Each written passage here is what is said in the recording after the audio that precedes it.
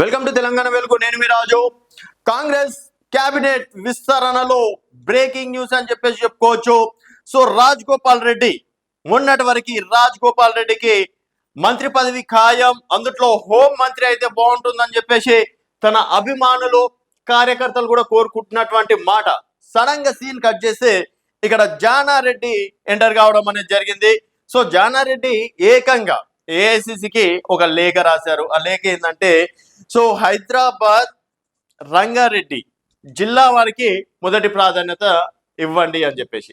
మరి ఇక్కడ ఇప్పుడు హైదరాబాద్ రంగారెడ్డి చూసుకున్నట్టయితే మనము ఒకటి మల్రెడ్డి రంగారెడ్డి తో సో తను గతంలో కూడా అన్నారు, మా కార్యకర్తలు కూడా అంటున్నారు, రంగారెడ్డి దాదాపుగా 30 నియోజకవర్గాలు హైదరాబాద్ రంగారెడ్డి కలిపి ఉన్నాయి. మరి 30 నియోజకవర్గాలు ఇప్పటి వరకు ఒక మంత్రి పదవి కూడా లేదు.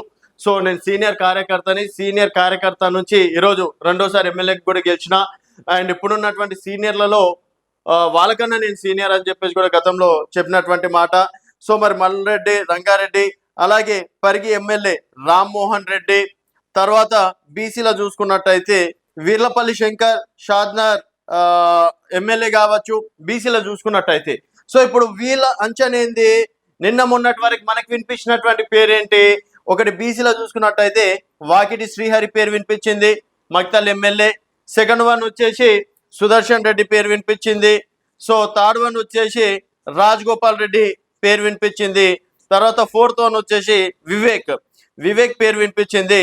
సో దాదాపుగా ఇప్పుడు అయ్యే నలుగురు మంత్రివర్గంలో ఈ నలుగురికి స్థానం కన్ఫర్మ్ అని చెప్పేసి కూడా చెప్పుకున్నారు. సీన్ కట్ చేస్తే మరి రంగంలో జానారెడ్డి ఎంటర్ కావడం, మరి జానారెడ్డి మాత్రం హైదరాబాద్ రంగారెడ్డి జిల్లా వారికి మొదటి ప్రాధాన్యత ఇవ్వండి. ఎందుకంటే ఇప్పటి వరకు హైదరాబాద్ లో దాదాపుగా 15 నియోజకవర్గాలు అండ్ రంగారెడ్డిలో చూసుకున్నట్టయితే 14 నియోజకవర్గాలు. ఇక్కడ ఒక్క స్థానం కూడా మనం గెలవలేము హైదరాబాద్ లో. సో రంగారెడ్డిలో కూడా కేవలం ఒక్క స్థానం మాత్రమే గెలవడం అనేది జరిగింది. సో దయచేసి దగ్గర 30 నియోజకవర్గాలు ఉన్నటువంటి నియోజకవర్గాలు కాబట్టి వీరికి మొదటి ప్రాధాన్యత ఇవ్వండి అని చెప్పేసి. అండ్ ఇక్కడ రెడ్డి సామాజిక వర్గానికి ఇప్పుడు నల్గొండ నుంచి చూసుకున్నట్టయితే రాజ్ గోపాల్ రెడ్డి రెడ్డి సామాజిక వర్గం అవుతారు. మళ్ళీ 3 మంత్రి పదవులు అయ్యే అవకాశం ఉంటుంది. ఒకవేళ రాజ్ గోపాల్ రెడ్డికి మంత్రి పదవి ఇస్తే మల్రెడ్డి రంగారెడ్డికి మంత్రి పదవి ఇచ్చే అవకాశం ఉండదు. ఎందుకంటే మళ్ళీ ఇక్కడ చూసుకున్నట్టయితే భువనగిరి ఎంపీ పార్లమెంట్ నియోజకవర్గాన్ని చూసుకున్నట్టయితే రాజ్ గోపాల్ రెడ్డి, మల్రెడ్డి రంగారెడ్డి ఇద్దరు కూడా భువనగిరి పార్లమెంట్ నియోజకవర్గం కిందికే ఇద్దరు రావడం అనేది జరుగుతుంది. సో ఇద్దరు రెడ్డి సామాజిక వర్గం కాబట్టి సో రాజ్ గోపాల్ రెడ్డికి గతంలో మాట ఇచ్చినాం అని చెప్పేసి అంటున్నారు. మరి రాజ్ గోపాల్ రెడ్డికి ఇస్తే మల్రెడ్డి క్యాన్సిల్ అవుతుంది, మల్రెడ్డికి ఇస్తే రాజ్ గోపాల్ రెడ్డి క్యాన్సిల్ అయ్యే అవకాశం ఉంటుందని చెప్పేసి కూడా చెప్పుకోవచ్చు. మరి ఇక్కడ బీసీలలో చూసుకున్నట్టయితే ఇప్పుడు జానారెడ్డి చెప్పినట్టు రంగారెడ్డిని చూసుకున్నట్టయితే ఇక్కడ వీర్లపల్లి శంకర్, షాద్నగర్ ఎమ్మెల్యే వీర్లపల్లి శంకర్ కి మంత్రివర్గంలో చోటు కల్పించే అవకాశం ఉంటుంది. తర్వాత రామ్మోహన్ రెడ్డికి, మరి ఇక్కడ కూడా రెడ్డి సామాజిక వర్గం కాబట్టి మరి ఇక్కడ మల్రెడ్డి రంగారెడ్డి అలాగే రామ్మోహన్ రెడ్డి ఇద్దరిట్లో ఎవరికో ఒకరికి ఇచ్చే అవకాశం ఉంది. అండ్ ఇక నిజామాబాద్కి ఇప్పటి వరకు ఒక్క మంత్రి పదవి రాలేదు. సో సుదర్శన్ రెడ్డి ఆల్రెడీ ఉన్నారు. తర్వాత ఆదిలాబాద్ నుంచి కూడా ఇప్పటి వరకు ఎవరికి మంత్రి పదవి రాలేదు. సో ఆదిలాబాద్ నుంచి కాంగ్రెస్ పార్టీ సీనియర్ నాయకులు అనుకోవచ్చు, ప్రస్తుతం మంచిర్యాల ఎమ్మెల్యే ప్రేమ్ సాగర్ రావు తను కూడా లీడ్ లో ఉన్నారు. సో ఒకవేళ ఆదిలాబాద్ కిందికి వస్తే ప్రేమ్ సాగర్ రావుకి మంత్రి పదవి ఇవ్వాలి అని చెప్పేసి కూడా చెప్పుకోవచ్చు.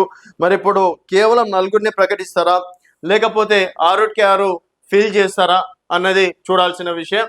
సో అందుట్లో కాస్త అంటే లంబాడా సామాజిక వర్గం నుంచి కూడా మాకు ఇవ్వాలి అని చెప్పేసి వాళ్ళు కూడా పెద్ద ఎత్తున ధర్నాలు రాస్తారోకోలు కూడా చేస్తున్నటువంటి సమయం.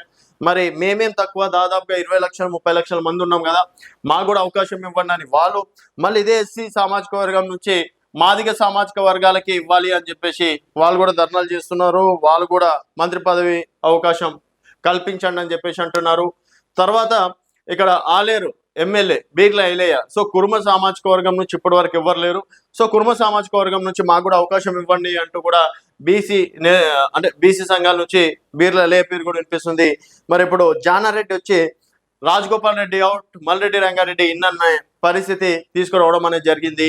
మరి మంత్రివర్గంలో రాజ్ గోపాల్ రెడ్డికి ఇవ్వడం బెటరా, తర్వాత జానారెడ్డి చెప్పినట్టు కేవలం హైదరాబాద్ రంగారెడ్డి జిల్లా వాళ్ళకి ప్రిఫరెన్స్ ఇవ్వాలా అనేది మీ అభిప్రాయాల కింద కామెంట్ రూపంలో తెలియజేయండి. చూస్తూనే ఉండండి తెలంగాణ వెలుగు.